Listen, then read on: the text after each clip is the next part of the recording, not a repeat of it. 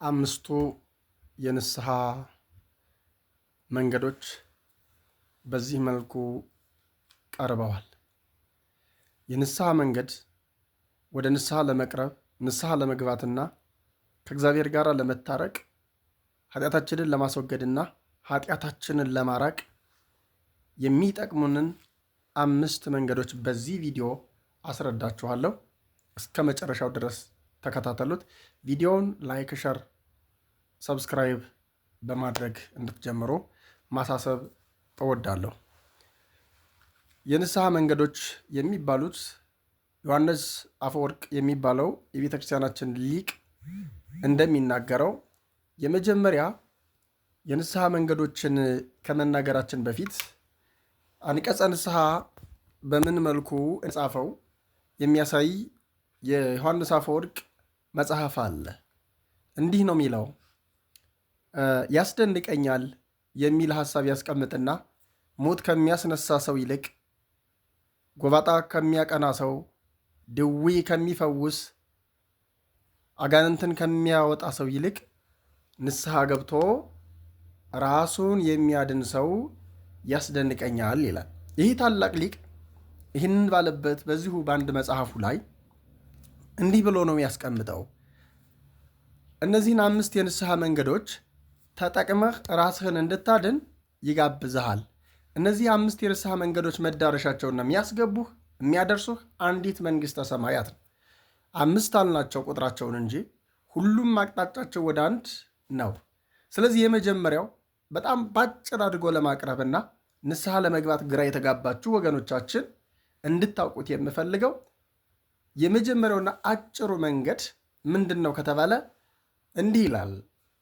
ኃጢአትን መጥላት ማውገዝና ከራሳችን መለየት የመጀመሪያው የንስሐ መንገድ ነው ይላል። የንስሐ መንገድ ነው። ኃጢአትን ማውገዝ መጥላትና መናዘዝ የንስሐ መንገድ ነው ይልና በትንቢተ ኢሳይያስ 43:46 ላይ 43:26 ላይ ያለውን ቃል ይነግረናል። እንዲህ ይላል፣ ኃጢአትህን ይቅር ይልህ ዘንድ ትጸድቅ ዘንድ አስቀድመህ ኃጢአትህን ተናገር ተናዘዝ ይላል። ይሄ አንዱ የመጽሐፍ ቅዱስ ክፍል ነው። ሁለተኛው የመጽሐፍ ቅዱስ ክፍል መዝሙረ ዳዊት መዝሙር 31 ቁጥር 5 ላይ ነቢይ እግዚአብሔር የተናገረው ቃል ነው። ሙሉውን መዝሙር 31 ከቁጥር 1 ጀምራችሁ ብፁዓን እለ ተሃድገ ሎሙ ኃጢአቶም ኃጢአታቸው የተተወላቸው ንዑዳን ክቡራን ናቸው በማለት ይጀምርና ይናገራል። ኃጢአታችን እንዲተውልን ግን ኃጢአታችን መናዘዝ እንዳለብን ቁጥር 5 ላይ ያለው ሐሳብ ይናገረናል።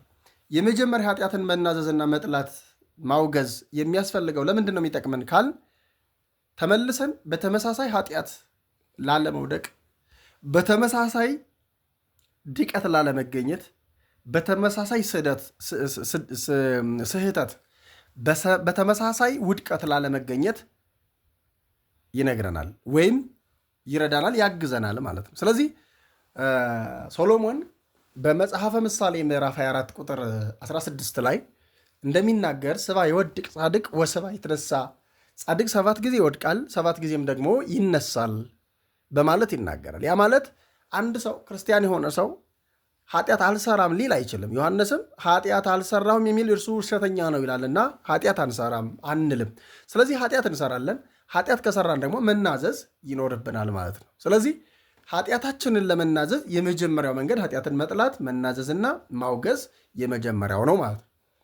ሁለተኛው ኃጢአት የምንናዘዝበት የንስሐ መንገዳችን የበደሉንን ሰዎች ይቅር ማለት ነው። የበደሉንን ሰዎች ምን ማለት?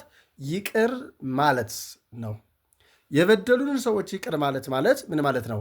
በማቴዎስ ወንጌል ምዕራፍ 6:14 ላይ የሰማይ አባታችሁ በደላችሁን ይቅር እንዲላችሁ የበደሏችሁን ይቅር በሉ ይላል። የበደሏችሁን እኛ ጌታን በድለነዋል፣ እርሱ ይቅር እንዲለን እኛ ደግሞ የበደሉንን ወንድሞቻችንን፣ እህቶቻችንን፣ እናት አባቶቻችንን ሁሉ ይቅር ማለት ሃይማኖታዊ መንፈሳዊ ግዴታ አለብን። ለእግዚአብሔር መንግሥት ለመብቃት ይህንን ማድረግ ይኖርብን። እንዲህ ስናደርግ እኛ የበደሉን ሰዎች በርኅራኄና በይቅርታ ስናልፋቸው እግዚአብሔር አምላካችን በደላችንና ኃጢአታችንን መተላለፋችንን ሁሉ ይተውልናል ማለት ነው። ሁለተኛው ይሄ ነው። ሶስተኛው በእንባ የሆነ ጸሎት ነው። በእንባ የሆነ ጸሎት የንስሐ መንገድ ነው። በእንባ የሆነ ጸሎት ማለት ምን ማለት ነው? በሉቃስ ወንጌል ምዕራፍ 18 ቁጥር 3 ላይ አንዲት ሴት ወደ እግዚአብሔር የቀረበችበትን መንገድ ይነግረናል። ያቺ ሴት ባለማቋረጥ በጠላቶቿ ላይ እንዲፈርድላት ባለመሰልቸት ንጉሱን ትነዘንዘው ነበረ ብሎ ጌታ ይነግረናል በምሳሌ። ያቺ ሴት በጠላቶቿ ላይ እንዲፈርድላት ትነዘንዘው የነበረ ንጉሥ እንዲህ ብሎ አስቀምጧል። ከምትነዘንዘኝ ልፍረድላት አለ እና ጌታችን ኢየሱስ ክርስቶስ እናንተ የሰማይ አባታችሁ ርኅሩህ ደግና ቸር ስለሆነ በጽሞና በፍቅር በትህትና ብትለምኑት ያደርግላቸዋል። እሷ የለመነችው በጠላቶቿ ላይ እንዲፈርድ ነው። እኛ ግን የምንለምነው ኃጢአታችንን ይቅር እንዲለን ነው። እሷ የለመነችው በጠላቶቿ ላይ ፈርዶላት ከጠላቶቿ እንድትገላገል ነው። እኛ ጠላት ከሆነብን ኃጢአት፣ ጠላት ከሆነብን ችግር፣ ጠላት ከሆነብን መከራ፣ ጠላት ከሆነብን ጨለማ ውስጥ እንዲያወጣን ነው ምንለምነው።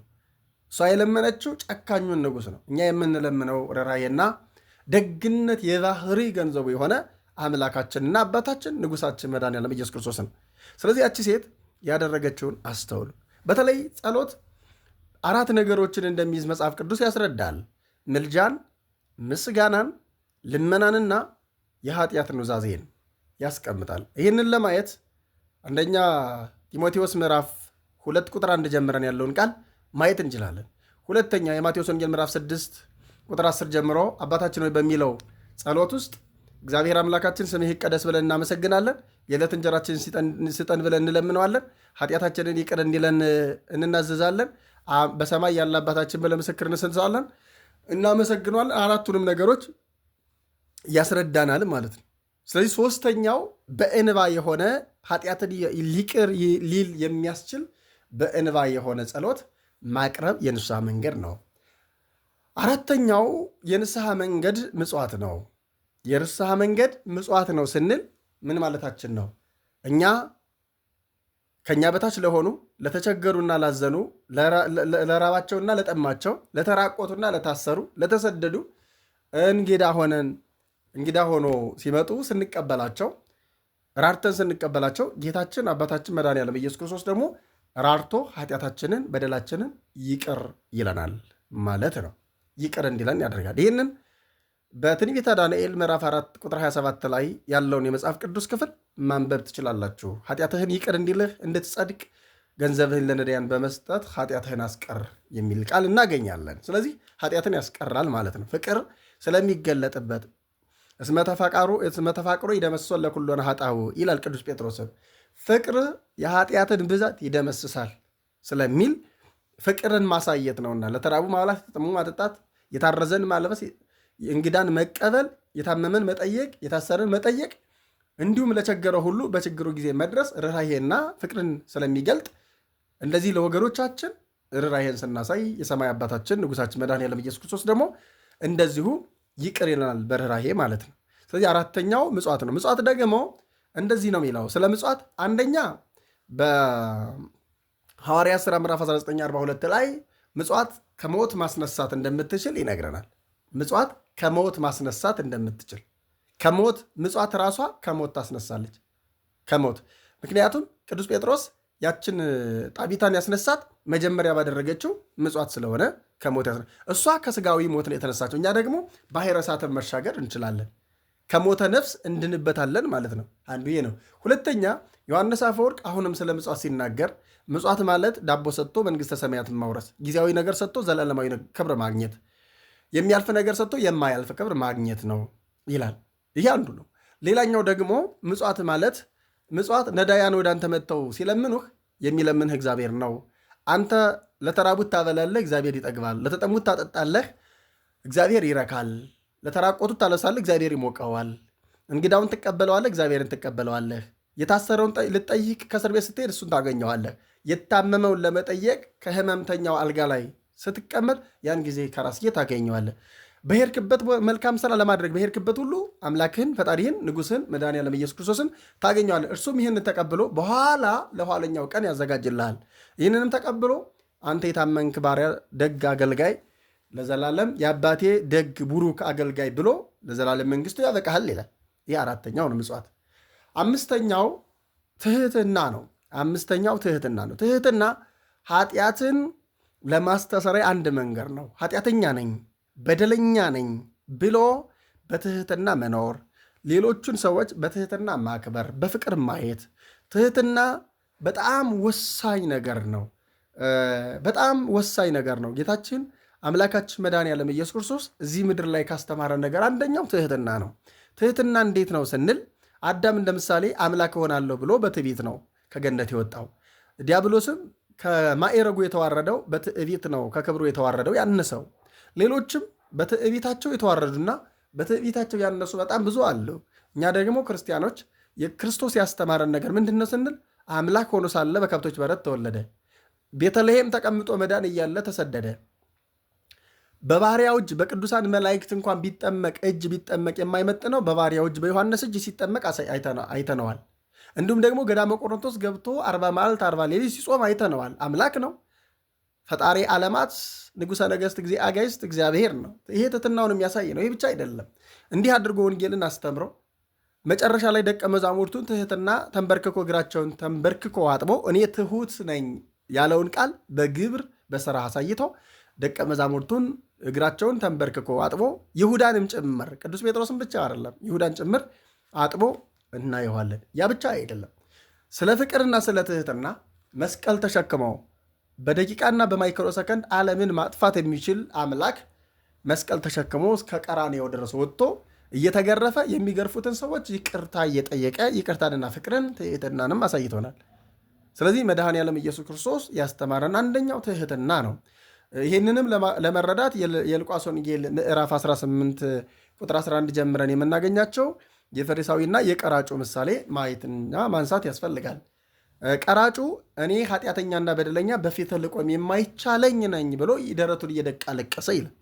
ሁለተኛው ፈሪሳዊው ግን ምንድን ነበር ያለው? በሳምንት 2 ጊዜ እንደሚጾም እንደሚመጸውትና አስራት በኩራቱን እንደሚያወጣ ተናገረ እና ጌታችን ኢየሱስ ክርስቶስ ማን ነው ጸድቆ የተመለሰው የሚለውን ጥያቄ ሲጠይቅ እውነት ቀራጩ ጸድቆ የተመለሰ አይደለምን ይልና ራሳቸውን ከፍ ከፍ የሚያደርጉ ይዋረዳሉ፣ ራሳቸውን ዝቅ የሚያደርጉ ደግሞ ከፍ ይላሉ ብሎ አምላካችን መድኃኔዓለም ኢየሱስ ክርስቶስ ተናግሮለታል ማለት ነው። ስለዚህ አምስተኛው መንገድ የንስሐ መንገድ ምንድን ነው ብላችሁ ከጠየቃችሁ ትሕትና ነው ማለት ነው። እና የመጨረሻው ደግሞ መደምደሚያ ስለሆነ ነው እሱን የምነግራችሁ። እነዚህን 5 መንገዶች ተጠቅሞ የንስሐ መንገዶቹን ተጠቅሞ ተናዞ እዚህን ሲፈጽም የመጨረሻ የሚያደርገው መዳኙን የሚፈጽመው ስጋውንና ደሙን ሲቀበል ነው። የዮሐንስ ወንጌል ምዕራፍ 6 ቁጥር 50 ላይ ስጋዬን የበላ ደሜን የጠጣ የዘላለም ሕይወት አለው ብሎ ጌታችን አምላካችን መድኃኔዓለም ኢየሱስ ክርስቶስ እንዳስተማረን ስጋውን በልተን ደሙን ጠጥተን የዘላለም ሕይወት ማግኘት ይኖርብናል ማለት ነው።